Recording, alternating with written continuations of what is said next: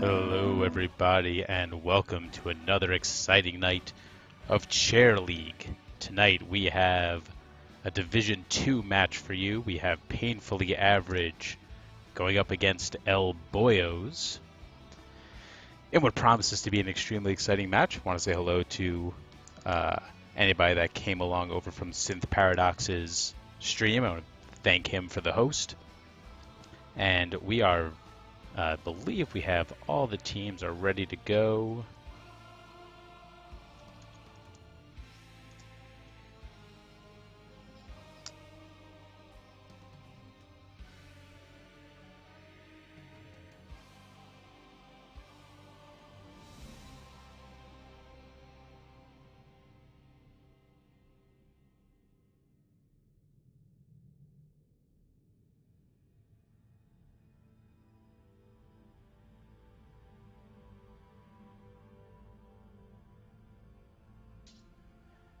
First band tonight going to go for Painfully Average, and it's going to be Zagara. A solid ban on Cursed Hollow. Her Nidus network certainly makes her very difficult to deal with on this map. And a solid ban from Malfurion by El Boyos. In response, of course, Malfurion, he's gotten some nerfs, but he's still an incredibly difficult to deal with healer. I was having a bit of an audio issue at the outset here, so in case it didn't get picked up, I want to thank Synth Paradox for the host and say welcome to anybody that came along over from his stream. Again, this is a Division 2 match between Painfully Average and El Boyos on Cursed Hollow. Painfully Average is going to start it out with Falstad as the first pick. Again, that mobility, so key on this map because they've denied Zagara. They already have a huge advantage in terms of the mobile heroes. And El Boyos, let's see if they're going to respond with a little mobility of their own. Probably a little too early to pick up a Brightwing, but or not. Maybe it's exactly the right time to pick up a Brightwing.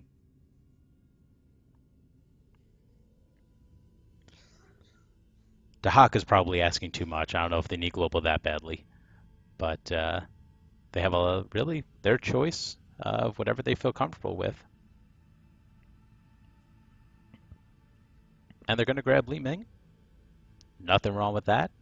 Gotten a mage, solid mage early on. And Painfully Average, let's see if they want to lock up an assassin of their own, or if they want to maybe lock up a tank and then deny one to El Boyos.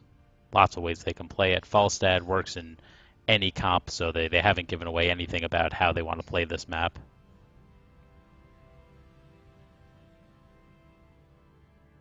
They're going to go with Malfurion, locking up that tank, a solid one to boot. He's got a lot of self-sustain, and of course the lockdown is going to be key to any engagement. And Sylvanas, they are going to pick up their specialist. Sylvanas can, that Wailing Arrow can be huge to shut down Li Ming. Prevent her from getting those resets, and it can turn the tide of a fight so quickly. Gotta say, while we're waiting for El Boyos to think about their next ban, it's huge props to Super Jova and to Top Drafter. I'm loving this new interface for the picks and the bans. It's really, really nice. Not sure where the credit is supposed to go for that, but they deserve all of it. And El Boyos, they are going to ban out Auriel. They've already got their healer of choice. So with Brightwing taken and Auriel and Malfurion banned, Painfully Average is going to be just a little starved for a support. Not that there's still supports left. There's Rhaegar, there's Uther. There's lots of choices, but I think it's inarguable the top three are Malfurion, Auriel, and Brightwing, and El Boyos have taken all of them away. And Painfully Average does ban Johanna as well, but El Boyos lots of choices for a tank. They do go with ETC. Now with the Mighty Gust, of course, it's going to be difficult for ETC to get a huge mosh off. But that doesn't even matter. He's got so much. He brings so much to the table, regardless of Mosh. He's always a solid pick. He's my favorite tank. Absolutely.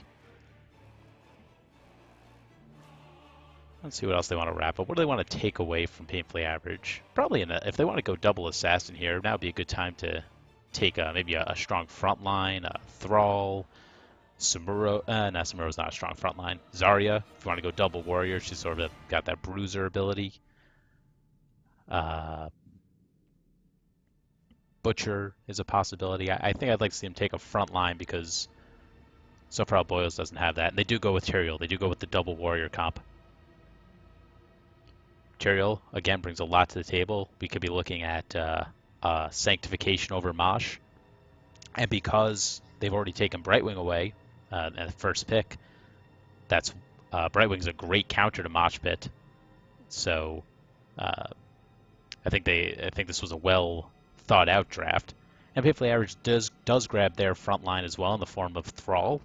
Strong melee assassin, can duel pretty much anybody on the map, and they do go with Rhaegar as the healer. Rhaegar still has Ancestral, which will be key, probably especially for Thrall to keep him sticking around in the fight. But he has lost some utility, and his speed, his nerf to the Wolf Mount speed has affected him, especially on a map as big as Cursed Hollow.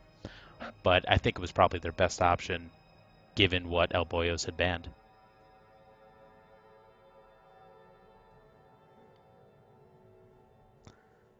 And with the final pick, El Boyos, they still have 25 seconds. They're going to take their time here.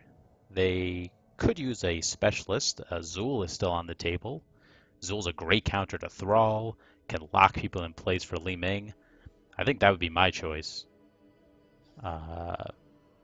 Gazlo's been seeing a lot of play. Could go with Gazlo if they want to go with sort of a split pushy build. But I think I'd like Zul here. The lockdown would be really important. And they do go with Butcher, though. Love it. So Butcher, now they've got a huge front line with ETC and Tyrael and Butcher. Once he gets his stacks, he's a monster. And again, that first pick Brightwing really did. I think that was a very clever choice by El Boyos.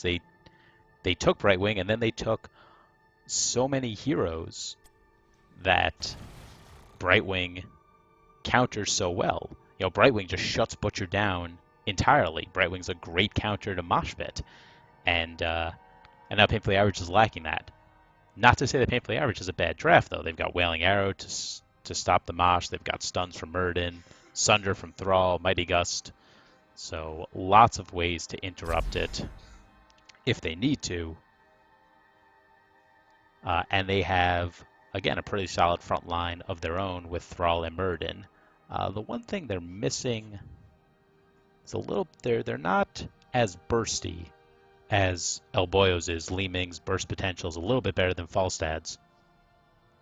But the Mage Falstad build certainly makes up for it. I'm really excited to see how this match plays out. I'm liking both of these comps. They both have a nice solid front line to protect their back line. And I think what's going to be key here is, can Sylvanas get a big Wailing Arrow off when El Boyos is setting up to do a Mosh or a Sanctification? If they start getting in position expecting to have that protection, but the Wailing Arrow comes and ruins it, that's going to be a great opportunity for Painfully Average.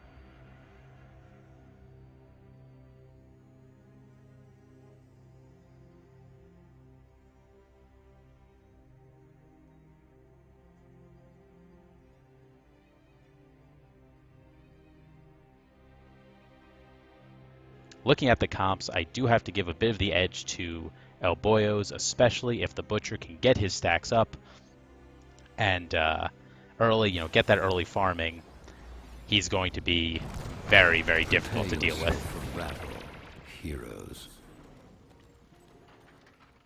So as we start this game, let's take a look at the teams. On the blue side, for Painfully Average, we have pink the color on Rhaegar, Micro Lynx, on The battle begins in Sylvanas, 10 Black seconds. Dragon on Muradin, Slow Chill on Thrall, 5, 4, and 3, Scrog 2, on Falstad. 1.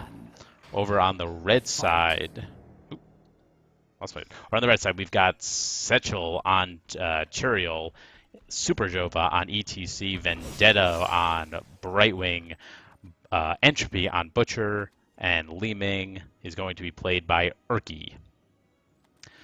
All right, and Painfully Average, they do not go for the early cheese with the Sylvanas. They decide to just wait for the wave, and they're going to push with that wave. Maybe they wanted to wait for, looks like they did want to wait for El Boyos sort of get into place, not expecting the big cheese, but here it is. They do secure the top tower, and they're going to escape lots of damage onto Muradin and Thrall, but no deaths.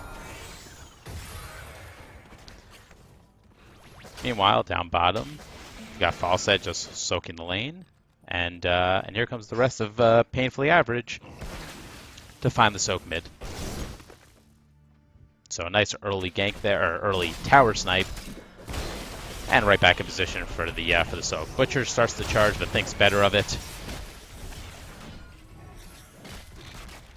And yeah, nothing too exciting at the start of the match. Let's take a look at the level 1 talents. We've got Gathering Storm, of course, for Falstad.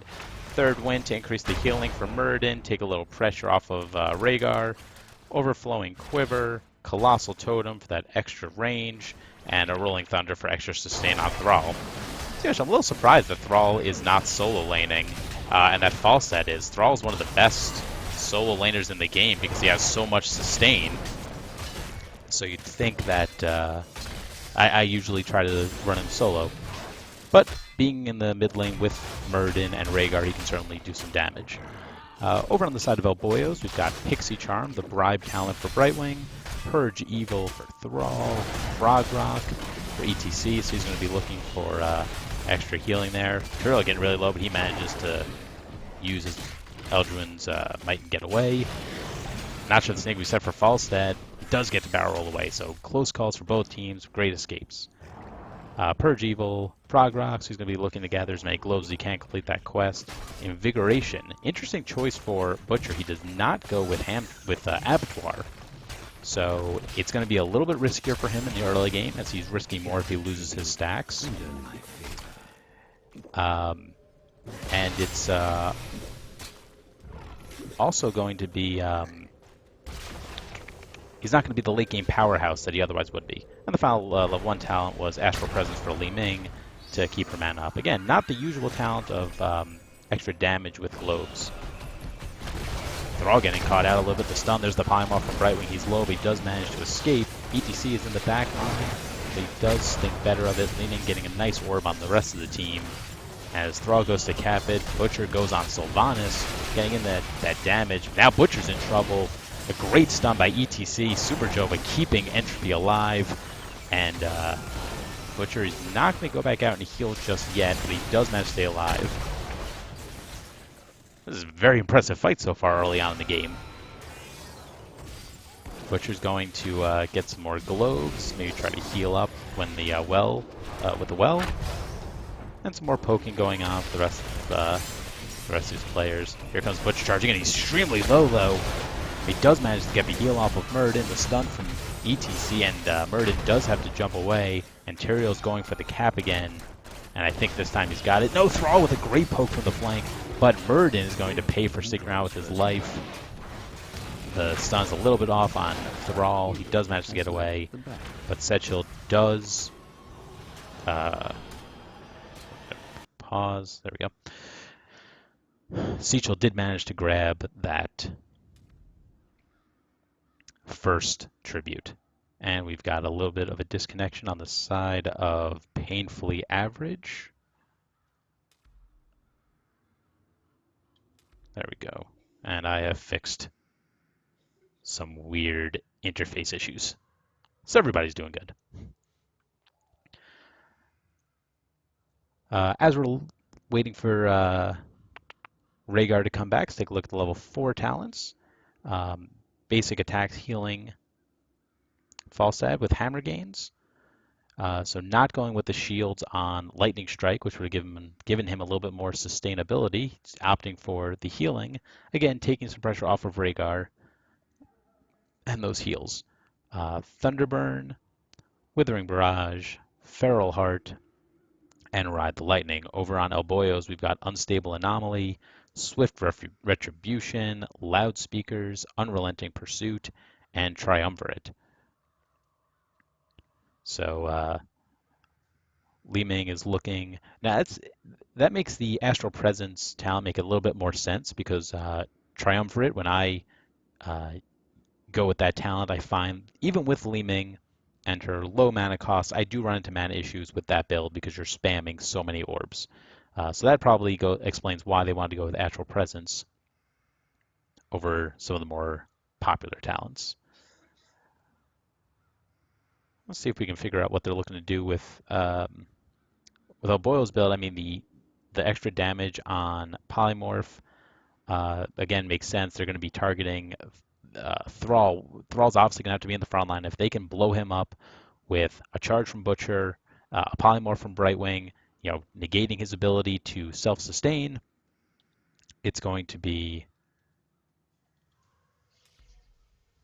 it's going to be very hard for there we go. It's going to be very hard for Thrall to stay alive. And of course, the Purge Evil and Swift Retribution, Tyrael is in a chasing mood. Over on the side of Painfully Average, as I said, we've seen a few talents. Thunderburn and Third Wind are extremely common. Hammer Gains is, you don't see it too often on Falstad, I don't believe, but it makes sense if they want to let Rhaegar focus his healing on the front line of Thrall and Muradin, and Falstad can stay in the back. The chain heals don't have to reach him. He's healing himself. Feral Heart's going to give Rhaegar that increased health and mana regen, so he's going to be able to stay in, stay on the field. They won't have to hearth. Hopefully, never. Cursed Hollow is a very large map, so just rotating between those lanes, he's going to get a lot of his health and mana back. And of course, for Sylvanas, Withering Barrage, she's just increasing that Q, increasing that Withering Fire to help with the wave clear. Since Falstad's wave clear increases a little bit at 13 once he gets Boomerang. Until then, they're lacking a little bit as opposed to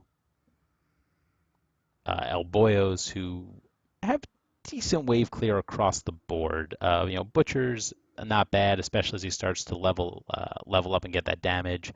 Li Ming, she can use her orb to clean up waves pretty quickly. Same thing with Tyrael and Smite. It's they're not great wave clears. It's not we're not talking about Zagara here, but they should be. I think both teams are going to be pretty even in terms of clearing the wave and being able to rotate and find those early kills.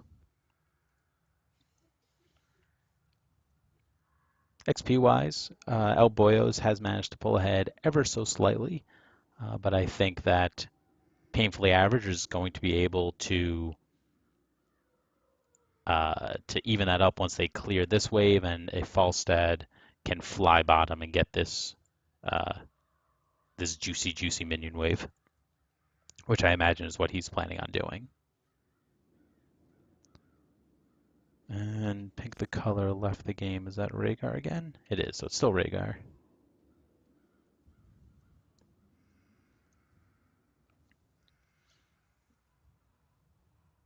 Let's just fly around Cursed Hollow here. Appreciate some of the artwork. You never get a chance to see when you're so busy focusing on the game. Let's get in nice and close here. Take a look at some of the artwork. It's beautiful.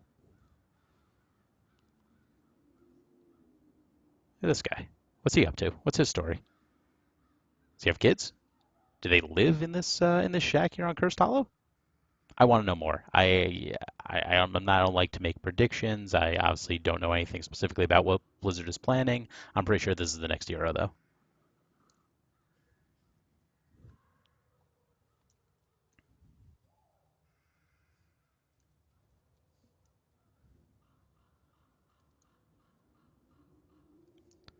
Okay, Okay, as we're still waiting for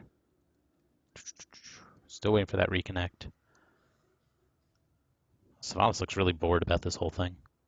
Like Thrall, he's ready to go. As soon as the action picks up, he's ready to start this fight. But I don't know. Savalas just wants to go home.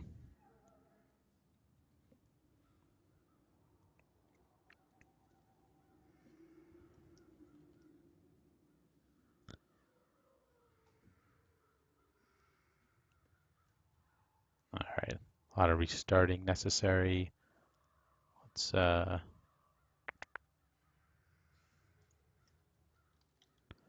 if we can get a little bit of music just to break up the tension.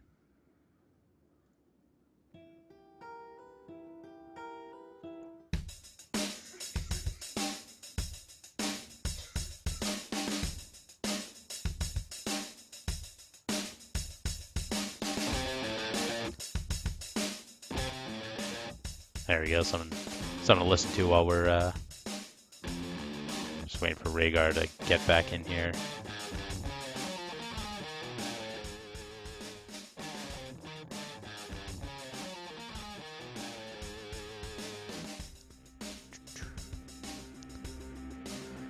So one of the big things about Cursed Hollow is obviously getting that soak up and making sure whenever you can that you're keeping up with the soak while the tributes are spawning. You know, if you can stall out a tribute or even get a tribute with 4 people while still soaking another lane, you're going to see your XP advantage over your opponents skyrocket. And because of both teams have global presence, they both have that opportunity. So depending on how the next tributes spawn, I want to see Brightwing for Boyos and Falstad for Painfully Average, staying in the far lane, waiting until as long as they possibly can to fly up or teleport into the fight, and just try to soak a few extra waves if they can. Just getting 2 waves this early on in the game can make the difference between getting level 10 first.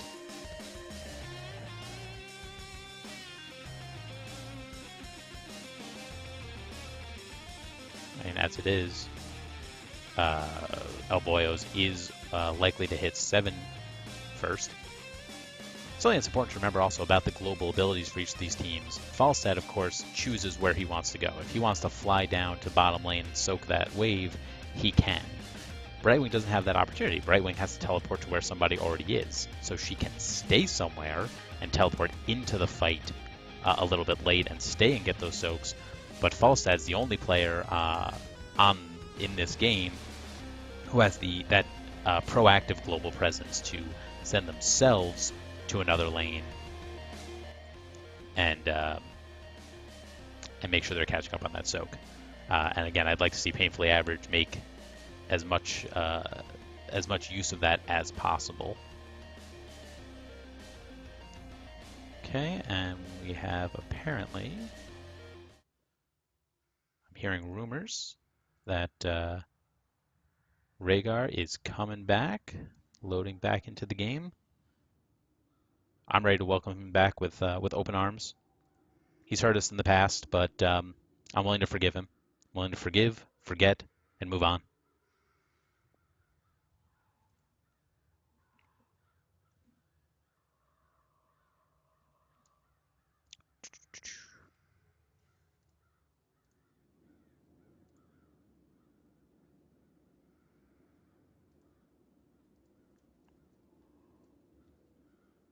But of course, Blizzard's oh so reliable reconnect system. That's all we're waiting on now.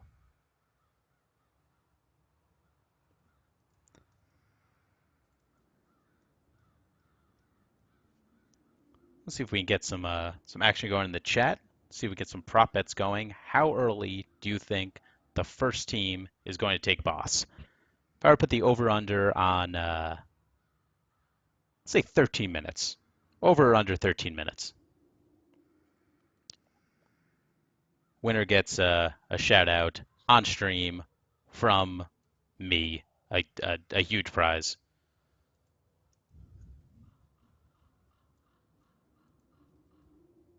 maybe too valuable a prize. Now I'm thinking maybe I shouldn't have led with that.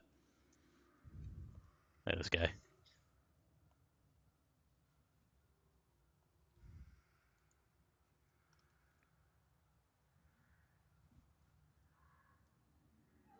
Hmm. Veins. This is sort of detail. Look at that. The trunks, the roots going through the eyes. It's really nice artwork, and you just don't get to appreciate it, and all the hustle and bustle of fighting and experience and winning lanes. You never stop to appreciate the little things. The pigs, that farmer. Where'd he go? This guy. Sal, probably.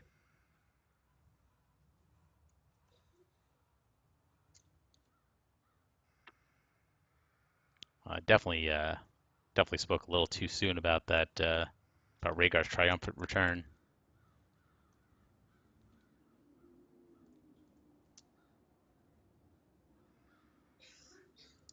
Okay, he's in.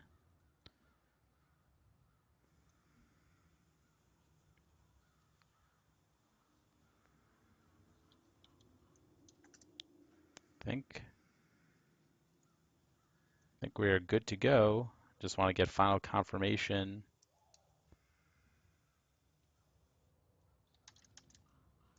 Okay, there we go. And oof.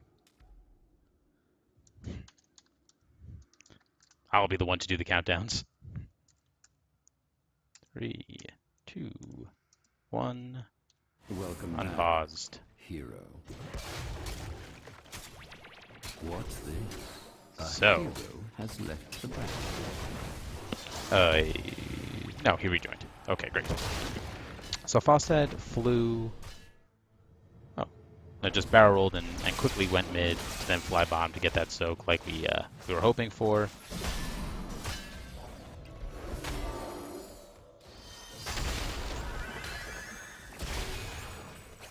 And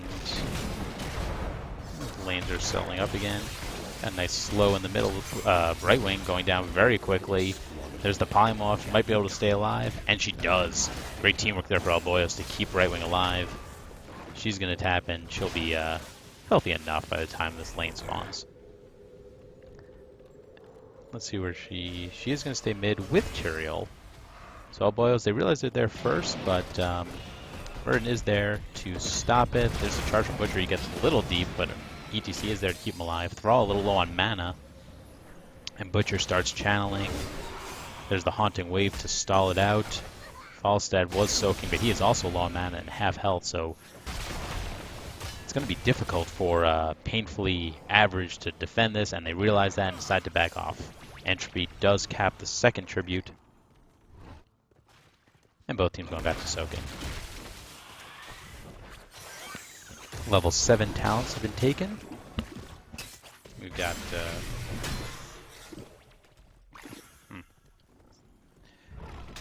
Boomerang, of course, Iron Forge, Momentum, Barb Shot, Cleanse, and Wind Shear. And over for El Boyos, we've got Mystified, Angel's Grace, Echo Pedal, Meat Shield, and Zai's Vengeance. So going for that full orb build for Li Ming.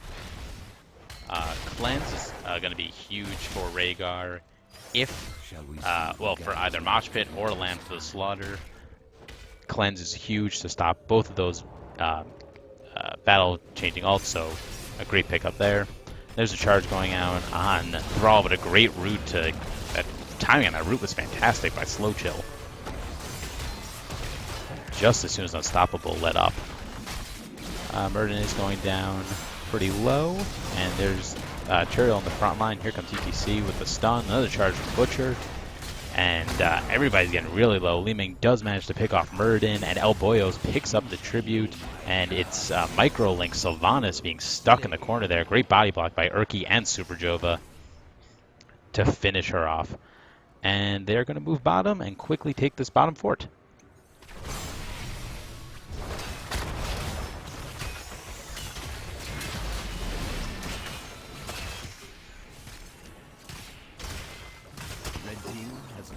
So very well coordinated by El Boyos so far. They do hit 10, and we're going to see Sanctification.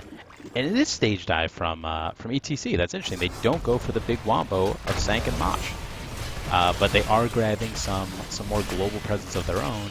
So now they are also in position. ETC can control when he wants to join the fight, and of course Brightwing can join him later. As they're pushing straight into bottom keep, Falstad and Rhaegar are soaking mid and top respectively to try to hit 10 so they can defend this keep, and they do manage to hold them off. It's a good decision there by Painfully Average to keep that soak up. The keep is not, you know, 3 of them can hold it pretty well, and getting 10, Falstad could obviously fly back instantly, and Rhaegar can hearth and be there pretty quickly as well, so smart move there. El Boyos being very aggressive going for the boss. They are scouted. It's Furnace for Butcher, the slow from stage dive, and Muradin does go down. The Ancestral is going to heal up. Sylvanas, Brightwing goes down in the back line. There's Cleanse being down on Rhaegar, but it's a little early, and it looks like, nope, Super Jovo wants more. But the rest of the team is yelling at him to go back. They're leaving, and they do. So an even trade there, 1 for 1. And it was well spotted by Painfully Average, scouting out El Boyos on that boss. But a great turnaround, and a lot of ults, not the ults I expected to see, gotta be honest. Stage Dive and Furnace. You know, but they're going for that. We just saw a hint of what's more to come. The slow from Stage Dive into Furnace from Butcher is going to be devastating if they can pull off that combo. Meanwhile, Painful Average does realize that El Boyos has gone top. They do immediately go for boss. Li Ning scouts it out, but there's nothing she can do about it on her own. And now El Boyos is coming down. See, they are not going to try and engage. They're just going to clean up this boss. They can let Painfully Average get the next tribute and just take this, you know, stop this boss. That's fine. It's not going to affect them any. Never mind. Let's take a quick look at level 10 ults. For Painfully Average, we've got Mighty Gust, Avatar, Wailing Arrow, Ancestral Healing, and Sundering. No surprises there whatsoever. And let's take a quick look at Butcher's stacks, see how he's doing. He's at 98. Not bad. Not bad at all. And as we've got the 4th tribute of the game, Painfully Average has yet to get a tribute, and unfortunately for them, El Boyos was able to clean up that boss, and they're going to be ready to fight. They're all here except for ETC, but Stage Dive is up, so ETC is also here. It's just the illusion of not being here. And Tyrael taking a little bit of damage. Thrall is chasing him down, but he's going to be able to back off. ETC gets the stun in on Falstad. There's the Furnace, going to get a lot of damage off. There's a Sanctification as they collapse down on Muradin, who may have already used his Dwarf Toss, but Ancestral is there to keep him alive. And it's going to be Seachill on Tyrael is again going to be able to pick up that tribute, and that is 4 tributes in a row for El Boyos. And I think what we're seeing mostly is that El Boyos has that solid front line. The Tyrael, the ETC, and the Butcher. It's just so much to deal with, and of course ETC and Tyrael have so many escapes, and Brightwing can give them speed and keep them alive. Painfully Average is having a really hard time confirming those kills, and you can see that they've only gotten 1 kill to El Boyos 5. El Boyo does cap the first boss, and they're going in on Sylvanas. She does Haunting Wave to the back line, and Butcher decides to back off. Furnace is up, as is Stage Dive, and here comes Li Ning to join this fight, so it's going to be a 5v4 as Muradin is a little late to the party. But they do manage to wait until they're all here. Falsa is going to use the Gust just to push him back a little bit. Not a ton of value out of that. There goes the charge, the stun on Falstad. He barrel rolls away, but ETC's in backline. Keep everybody there. The face melt back into the Furnace. Falstad goes down. The Stage Dive is going to slow Muradin down. He has to pop Avatar, but it's not going to be enough. Yep, there's another power slide. Super Jova picks him off. The Wailing Arrow silences Butcher and Tyrael, but it's not going to do much. And they still have about a third or a quarter of this boss's health. They're going to get this front wall. And a lot of damage from Li-Ming going down, and Thrall just explodes. The stun from the boss into a stun from ETC. He just couldn't get away. Meanwhile, I think it was his Butcher in the back line just picking up that tribute. It's going to be the 5th tribute in a row for El Boyos, and now they've got themselves a talent advantage, and things are not looking great for Painfully Average. Red team has destroyed a fort. They still have all of their keeps up.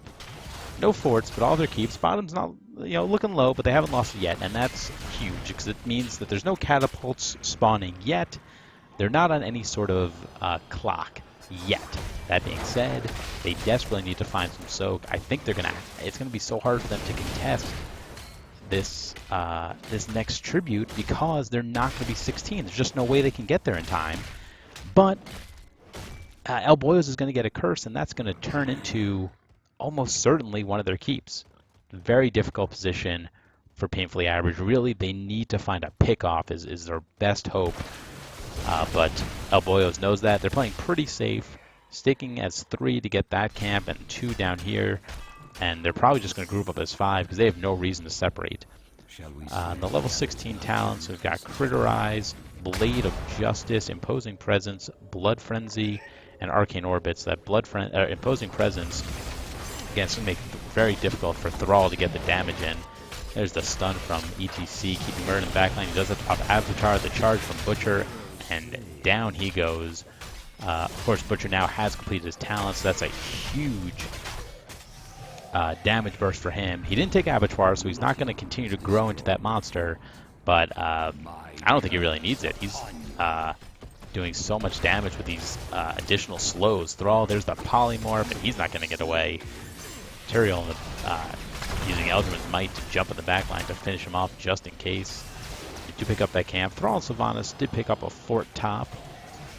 Let's see what El Boyos can make out of this. This mid keep is almost certainly going down, and Butcher's soloing the top keep with the help of those siege giants that they just stole from Painfully Average. So this is going to be 2 keeps. Thrall's still down for 10 seconds, so it's going to be very difficult for Painfully Average, if not impossible for them to contest this. Butcher going a little deep, but the rest of the team is there to protect. They can't capitalize. Furnace goes off, not a ton of damage. And there's the disengage Mighty Gust from Falstad. Another charge from Butcher, this time on Thrall, and there's the Sunder to disengage. And here's the charge, and it's just healing off of each other. The Ancestral is not in time, and Thrall goes down again. Stage Dive is off the mark, but Rhaegar goes down to Butcher. And everybody on Painfully Average is so low, they have to retreat into the Nexus. And it doesn't even matter. All of the Winions and the damage from the rest of El Boyos finishing off that core. And that is going to be game.